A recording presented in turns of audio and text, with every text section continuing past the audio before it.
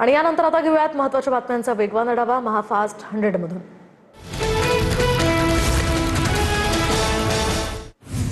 मुख्यमंत्री देवेंद्र फडणवीसांसह एकनाथ शिंदे आणि सुनेत्रा पवार अजूनही दिल्लीत, तर काल आणि आजच्या मुक्कामाचं कारण गुलदस्त्यात।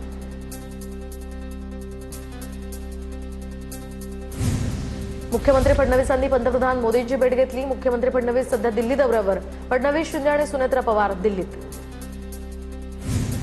शिंदेंच्या खेळीला धक्का देण्यासाठी भाजपची रणनीती सुरू। भाजपकडून बहुजन विकास आघाडीच्या राजू पाटलांची भेट, खासदार हेमंत सावरा आणि आमदार राजन नाईक यांनी सुद्धा भेट घेतली, तर ठाणे विधान परिषदेसाठी राजू पाटलांच्या नावाची चर्चा सुरू। प्रताप पाटील चिखलीकरांनी श्रीकांत शिंदेंची भेट घेतली। काल मध्यरात्री दोघांमध्ये बंद दारात चर्चा, तर विधान परिषद निवडणुकीच्या पार्श्वभूमीवर चर्चा झाल्याची चिखलीकरांची कबुली। नांदेड विधान परिषदेची निवडणूक बिनविरोध होणार नाही, चिखलीकरांची माहिती। पुणे विधान परिषदेची जागा राष्ट्रवादी काँग्रेसला सुटणार, सूत्रांची माहिती। तर पार्थ पवार हे पुण्याचा उमेदवार ठरवणार असल्याची चर्चा, तर कुणाला उमेदवारी मिळणार याकडे आता लक्ष। विदर्भात 2 मतदारसंघांमध्ये भाजपचे उमेदवार जवळपास निश्चित। नागपूरमधून डॉक्टर राजू पोद्दार, तर वर्धा चंद्रपूर मतदारसंघातनं अरुण लाखाणी यांच्या नावावर एकमत झाल्याची माहिती। औरंगाबाद जालना स्थानिक स्वराज्य संस्था निवडणुकीसाठी 22 उमेदवारांनी 38 उमेदवारी अर्ज घेतले, तर शिंदेच्या शिवसेनेचे 4, एमआयएमचे 2 आणि काँग्रेस आणि ठाकरेंच्या शिवसेनेच्या प्रत्येकी एका उमेदवारानं अर्ज घेतलाय। अमरावती स्थानिक स्वराज्य संस्था निवडणुकीसाठी आतापर्यंत एकही नामांकन अर्ज दाखल झालेला नाही। महायुती आणि महाविकास आघाडीनं उमेदवार जाहीर न केल्यामुळे इच्छुकांमध्ये धाकधूक वाढली, तर अर्ज भरण्याची अंतिम मुदत 1 जून। जळगाव विधान परिषद निवडणुकीसाठी तिसऱ्या दिवशी 11 जणांनी 18 अर्ज घेतले, तर 38 इच्छुकांकडून 58 अर्ज घेतले आहेत। मात्र अद्याप एकही अर्ज दाखल झालेला नाही। अर्ज दाखल करण्यासंदर्भात पक्षांची सावध भूमिका असल्यामुळे राजकीय वर्तुळात चर्चा। विधान परिषदेचा जागा वाटपासाठी महाविकास आघाडीच्या नेत्यांची 29 तारखेला पुन्हा बैठक। महाविकास आघाडी विधान परिषदेच्या 17 जागा लढवणार। 29 तारखेला कोण किती जागा लढणार यावर चर्चा होणार। राज्यात ठाकरेंची सेना आणि पवारांची राष्ट्रवादी हे 2च प्रादेशिक पक्ष। अजित पवारांचा पक्ष हा संपणार हे दुर्दैवानं बोलावं लागतंय, संजय राऊतांची प्रतिक्रिया। अनेक वर्षांपासून अर्थखातं राष्ट्रवादीकडे होतं, युगेंद्र पवार यांचं वक्तव्य। त्यामुळे सुनेत्रा पवार यांना अर्थखातं दिलं पाहिजे, युगेंद्र पवारांची प्रतिक्रिया। अजित पवारांच्या अपघाती निधनाला आज 4 महिने पूर्ण। यानिमित्त रोहित पवारांकडून भावनिक पोस्ट करत दादांसोबतच्या आठवणींना उजाळा, तर काही जण तुमच्या नावाचा स्वार्थासाठी वापर करत असल्याची रोहित पवारांकडून खंत व्यक्त। बारामतीमध्ये जय पवारांचा जनता दरबार सुरू। बारामतीमधील राष्ट्रवादी भवनात जनता दरबार आयोजन, तर ग्रामीण आणि शहरी भागातील अनेक नागरिकांनी आपल्या समस्या जय पवारांसमोर मांडल्या। भाजपकडून 4 राज्यांच्या प्रदेशाध्यक्षांच्या नावाची घोषणा, तर पंजाबच्या प्रदेशाध्यक्षपदी केवल सिंग ढिल्लो यांची नियुक्ती। हर्ष मल्होत्रा यांची दिल्लीचे प्रदेशाध्यक्ष म्हणून नियुक्ती। अभिषेक देबरॉय यांची त्रिपुरा प्रदेशाध्यक्षपदी नियुक्ती। लवकरच महाराष्ट्र काँग्रेसला नवा प्रभारी मिळणार। रमेश चन्नीथला केरळचे मंत्री झाल्यानं नव्या चेहऱ्याला संधी। सचिन पायलट, भूपेश बघेल, कुमारी शैलजा यांची नावं चर्चेत। जूनमध्ये काँग्रेसच्या बैठकीत यावर शिक्कामोर्तब होणार असल्याची सूत्रांची माहिती। कर्नाटकचे मुख्यमंत्री सिद्धरामय्या आज मुख्यमंत्री पदाचा राजीनामा देणार। राज्यपाल बाहेर असल्यामुळे राज्यपाल कार्यालयाकडे ते राजीनामा सुपूर्द करणार। ब्रेकफास्ट बैठकीमध्ये सिद्धरामय्या यांची घोषणा। 30 मे पासून रखरखत्या उन्हामध्ये अंतरवाली सराटीतच आमरण उपोषण करणार। उपोषणाच्या भूमिकेवर मनोज जरांगे ठाम। सरकारला दिलेल्या मुदतीला उद्या 10 महिने पूर्ण होतील। सरकार अन्याय करतंय म्हणून कठोर भूमिका घेतोय, जरांगेंची प्रतिक्रिया। जरांगेंच्या मागण्या चुकीच्या, मनोज जरांगेंच्या मागण्या संविधानानुसार कधीच मान्य होणार नाहीत। ओबीसी नेते लक्ष्मण हाके यांची प्रतिक्रिया, तर मराठा समाजाला दिलेलं प्रमाणपत्र खोटं, हाकेंचा आरोप। राधाकृष्ण विखे पाटील आणि प्रसाद लाड उद्या जरांगेंना भेटणार। मराठा समाजाला न्याय मिळवून देणारे अपेक्षित उत्तर मनोज जरांगेंना मिळेल, प्रसाद लाड यांचं वक्तव्य। भाजप नगरसेविका प्रीती सातम यांना फोनवरून धमकी, तर दिंडोशी पोलिसात उद्या अज्ञाताविरोधात एफआयआर दाखल करणार। सोसायटीमध्ये शेळ्यांचा गोठा बांधण्यास त्यांनी केला होता विरोध। कल्याणच्या दुर्गाडी किल्ल्यावर भाजपचं आंदोलन। भाजप नगरसेवक महेश पाटील पोलिसांच्या ताब्यात। दुर्गाडी मंदिरामध्ये प्रवेश बंदी लागू केल्यानं हिंदू संघटना यांचं आंदोलन। मीरा रोडमध्ये बकरी ईद निमित्त पोलिसांचा कडेकोट बंदोबस्त। मीरा रोडमधील पूनम इस्टेट क्लस्टरमध्ये बकरा कुर्बानीवरून वाद झाला होता, त्यामुळे कोणताही अनुचित प्रकार घडू नये म्हणून खबरदारी। बकरी ईद निमित्त घाटकोपरच्या सागर पार्क सोसायटीमध्ये सुद्धा पोलीस बंदोबस्त तैनात। बकरा कुर्बानीला किरीट सोमय्या यांनी दर्शवला होता विरोध। मुस्लिमांच्या सणावरून होणारे वाद ही राज्याची संस्कृती नाही। काल राज्यामध्ये बकरी ईदवरून दंगल घडवण्याचा प्रयत्न, कुर्बानीवरून झालेल्या तणावावर राऊतांची प्रतिक्रिया। 55 रेडे कापून सत्तेत आलेलं सरकार 55 रेडे कापणाऱ्यांचा सुद्धा विरोध केला पाहिजे। बकरा कुर्बानीवरून खासदार संजय राऊतांचा सरकारवर निशाणा। तर जनतेनं ठाकरेंच्या शिवसेनेचा बळी देऊन हे सरकार सत्तेत आणलंय। जनतेनं मताची सुरू उबाठा गटावर चालवली आहे। भाजपचे प्रवक्ते नवनाथ बन यांचं राऊतांना प्रत्युत्तर। काही जण बकरी ईद प्रकरणी जाणीवपूर्वक राजकारण करतायत। मुस्लिम बांधवांनी मनपा आणि सरकारनं आखून दिलेल्या नियमांचं पालन करावं। भाजप नेते हाजी अराफत शेख यांचं मुस्लिम बांधवांना आवाहन। बकरी ईदच्या पार्श्वभूमीवर नागपुरातील संवेदनशील भागामध्ये पोलिसांचा रूट मार्च। संवेदनशील ठिकाणांवर ड्रोनद्वारे नजर। मोमीनपुरा, गांधीबाग, बजरिया, भालदारपुरा, फिटनेस पार्क या चौकात रूट मार्च। ईदच्या पार्श्वभूमीवर पुण्यातील सिंहगड रस्त्यावरील संवेदनशील भागामध्ये सुद्धा पोलिसांकडून रूट मार्च। तर कायदा आणि सुव्यवस्था राखण्यासाठी तसंच शांततेत ईद साजरी करण्याचं नांदेड सिटी पोलिसांकडून आवाहन। रत्नागिरीच्या लांजा शहरामध्ये बकरी ईदच्या पार्श्वभूमीवर पोलिसांकडून रूट मार्च। कायदा आणि सुव्यवस्था राखण्यासाठी पोलिसांकडून संचलन। दापोलीतील 2 गटातील वादानंतर ठिकठिकाणी बंदोबस्त। कल्याणच्या दुर्गाडी किल्ला परिसरामध्ये शिंदेच्या शिवसेनेच्या घंटानाद, त्या ठिकाणी आंदोलन। तर बकरी ईद निमित्त किल्ल्यांवर हिंदूंना प्रवेश नसल्यामुळे शिवसेना आक्रमक। रस्त्यांवर होणाऱ्या नमाज पठणालाही शिवसेनेचा निषेध।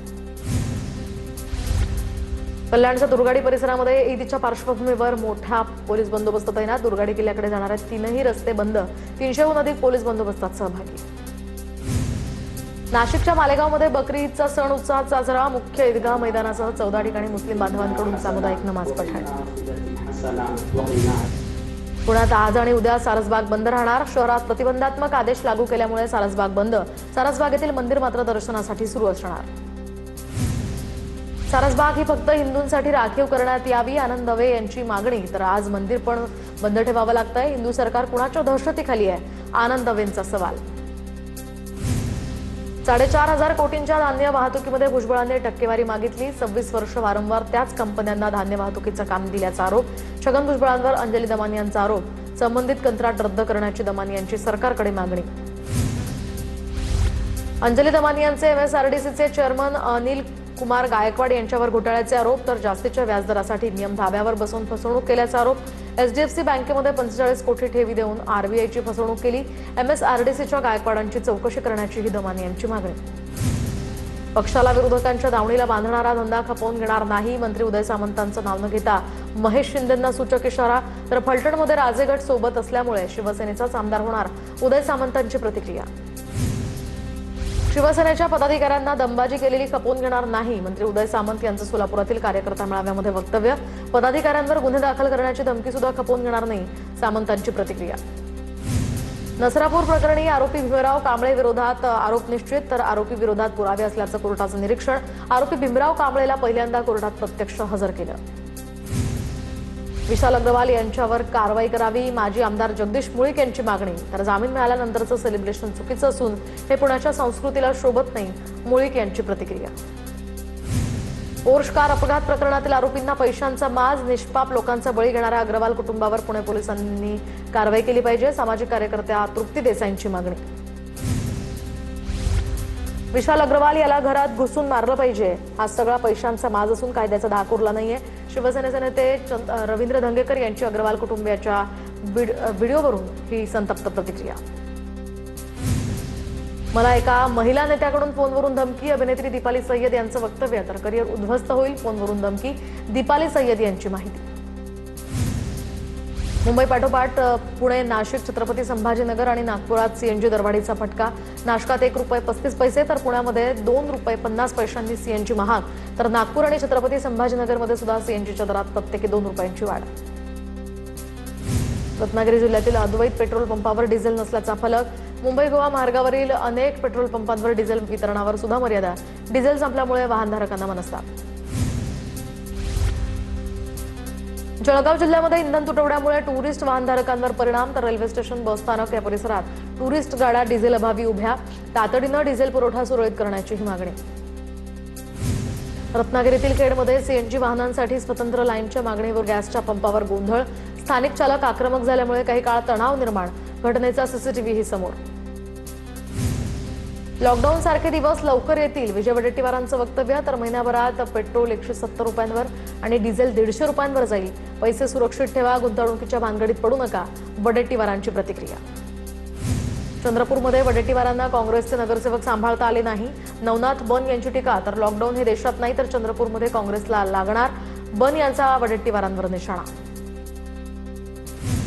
वॅट आणि सरचार्ज रद्द केल्यास इंधनाचे दर कमी होऊ शकतात, शरद पवारांच्या राष्ट्रवादीचे नेते जयंत पाटलांचं वक्तव्य। वाहतूक, शेती, उद्योग क्षेत्राला सुद्धा मोठा दिलासा मिळेल, इंधनावरील वॅट चार्ज आणि सरचार्ज तात्काळ रद्द करण्याची जयंत पाटलांची मागणी। पुण्यात सीएनजीच्या दरात पुन्हा वाढ, सीएनजी प्रति किलो आता 2.5 रुपयांनी महाग, सीएनजीसाठी आता 94 रुपये 75 पैसे मोजावे लागणार। हिंगोलीच्या कळमनुरीमध्ये डिझेल घेण्यासाठी वाहनांची गर्दी, तर बोलडा या फाटा परिसरामध्ये पंपांवर वाहनांच्या रांगा, पहाटे 4 वाजल्यापासून रांगेत ट्रॅक्टरची संख्या जास्त। इंधन दरवाढीमुळे मुंबईतील लोकलच्या तिकीट विक्रीतही मोठी वाढ, मागील काही दिवसात तिकीट विक्रीमध्ये 50 ते 191% वाढ झाली आहे, जवळपास 40,000पेक्षा अधिक प्रवाशांची यावेळी नोंद। मध्य रेल्वे स्वतःच्या मालकीच्या जागेतील अतिक्रमणांवर आता कारवाई करणार, मुंबईमध्ये कुर्ला केडीएमसी परिसरात 5 लाख चौरस मीटर जागेवरील 16,000हून अधिक अनधिकृत झोपड्या आणि बांधकामांवर हातोडा पडणार, रेल्वे प्रवाशांच्या पायाभूत सुविधांच्या विस्तारासाठी हा निर्णय। निगडी ते चिंचवड या स्टेशन चौकादरम्यान मेट्रोच्या कामांमुळे रस्ता बनला धोकादायक, तर ठिकठिकाणी पडलेल्या खड्ड्यांमुळे वाहतूक कोंडी आणि अपघातांचं प्रमाण वाढलं, नागरिकांकडून तातडीनं दुरुस्ती करण्याचीही मागणी। नाशिकचे प्रांताधिकारी पवन दत्तांचं पिंडदान करून निषेधाचं आंदोलन पोलिसांनी रोखलं, प्रांताधिकारी पवन दत्तांवर रिंगरोडच्या मोजणी दरम्यान शेतकऱ्यांना मारहाण केल्याचाही आरोप, रिंगरोडमध्ये बाधित शेतकरी करणार होते आंदोलन। नाशकातील सिंहस्थ कुंभमेळ्याच्या ध्वजस्तंभ शिलान्यास सोहळा आता 11 जूनला पार पडणार, या सोहळ्याला नरेंद्राचार्य महाराज, मंत्री गिरीश महाजनही उपस्थित राहणार। छत्रपती संभाजीनगरमध्ये एसटीच्या सवलतीच्या पार्श्वभूमीवर प्रवासासाठी एनसीएमसी कार्ड अनिवार्य, सिडको बसस्थानकावर महिला आणि ज्येष्ठ नागरिकांची यासाठी गर्दी, कार्डासाठी 199 रुपये मोजावे लागत असल्यामुळे प्रवाशांकडून नाराजी। अंबरनाथ नगरपालिकेचे मुख्याधिकारी मिस्टर इंडिया, तर अंबरनाथमध्ये फुल टाइम मुख्याधिकारी हवेत, भाजप नगरसेवकांची नगराध्यक्षांकडे मागणी। धाराशिवमध्ये लातूर पुणे महामार्गावर रस्ता खणून चोरट्यांकडून वाहनांमध्ये लुटीचा प्रकार समोर, चालत्या गाडीतनं माल लंपास करण्याच्या घटनांमध्ये वाढ, अनेक कारमधून जाणाऱ्या कुटुंबियांना लुटण्याचे प्रकार वाढले, पोलीस प्रशासनाची मात्र याकडे डोळेझाक। नीट पेपर लीक प्रकरणामध्ये अखेर लातूरच्या डॉक्टर मनोज शिरुरेला सीबीआयकडून अटक, शिरुरेला माफीचा साक्षीदार करणार अशी चर्चा होती, शिरुरेला हॉस्पिटल, घर आणि नातेवाईकांच्या घरी सीबीआयने चौकशी केल्याचं समोर। शिर्डीमध्ये साईबाबांच्या दर्शनासाठी येणाऱ्या भाविकांसाठी प्रसादालयात 3 दिवस आमरसाची मेजवानी, पुण्यातील साईभक्त शेतकरी रवी नारायण करगळ यांच्याकडून साईंच्या चरणी 3,500 किलो केशर आंब्यांचं दान। सोलापूरच्या करमाळ्यातील पुनवर या ठिकाणी वादळी वाऱ्यानं 6 एकर केळीची बाग जमीनदोस्त, शेतकरी अरुण धुमाळ यांचं 25 लाख रुपयांचं नुकसान, शासनानं पंचनामे करून लवकरात लवकर नुकसान भरपाई द्यावी अशी शेतकऱ्यांची मागणी। नागपूर जिल्ह्यामध्ये तापमान वाढीचा कहर, गारव्यासाठी हॉटेल्ससमोर मिस्ट कुलिंगची प्रणालीची व्यवस्था, मिस्ट कुलिंगमुळे आता 3 ते 4 अंश सेल्सिअस तापमान कमी होण्यास मदत। अरबी समुद्रातील चक्राकार वाऱ्यांमुळे मान्सूनच्या वाटचालीवर परिणाम, तर 1 जूनपर्यंत मान्सून केरळमध्ये दाखल होण्याची शक्यता, अंदमानात मान्सून दाखल होऊन सुद्धा मान्सूनचा पुढचा प्रवास आता रखडला। विदर्भात उष्णतेची लाट कायम, वाशिम, वर्धा, गोंदिया आणि नागपूर जिल्ह्यांना उष्णतेचा रेड अलर्ट, तर अकोला, वाशिम, अमरावती, यवतमाळ या जिल्ह्यांना ऑरेंज अलर्ट। वसई विरारमध्ये मान्सूनपूर्व कामांना वेग, महापौर अजीव पाटलांकडून आता विविध विकास कामांची पाहणी, रस्ते दुरुस्ती, उड्डाणपूल आणि नालेसफाईची कामं मुदतीत आणि दर्जेदार पद्धतीने पूर्ण करण्याचे अधिकाऱ्यांना निर्देश। नागपुरात उष्णतेची तीव्र लाट कायम, गेल्या 24 तासात 10 जणांचा मृत्यू, मृतांमध्ये भिक्षेकरी आणि रेल्वे प्रशासन समावेश असून उष्माघातामुळे मृत्यू झाल्याचा संशय व्यक्त।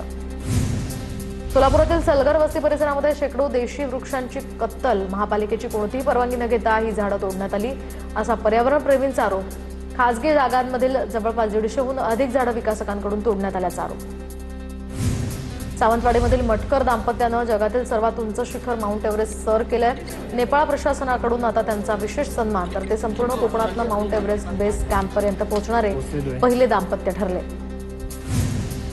महाड येथील चौदार तळे सुशोभीकरणासाठी तब्बल 55 कोटींचा निधी मंजूर. मंत्री भरत गोगावलेंनी केली चौदार तळ्याची पाहणी दरम्यान तळ्यातील गाळ उपशाचं काम बंद असल्याचं निदर्शनास.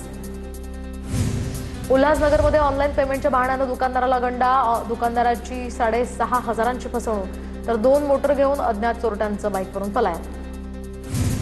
बीडमध्ये लिमटा ते नागपूर रस्त्याचं निकृष्ट दर्जाचं होत असल्याचं काम आरोप. दरम्यान अंदाजपत्रकात रस्त्याची जाडी 4 इंच असताना प्रत्यक्षात मात्र 2 इंचच काम सुरू. कामाची गुणवत्ता सुधारण्याची मागणी. बीडच्या परळीमधील टोकवाडी ते कनेरवाडी दरम्यानचा बायपास रस्ता हा 2 महिन्यांपासून बंद. रेल्वे मार्गावरील उड्डाणपुलाच्या कामासाठी रस्ता बंद. रस्त्याचं काम तातडीनं पूर्ण करण्याची वाहनधारकांची मागणी.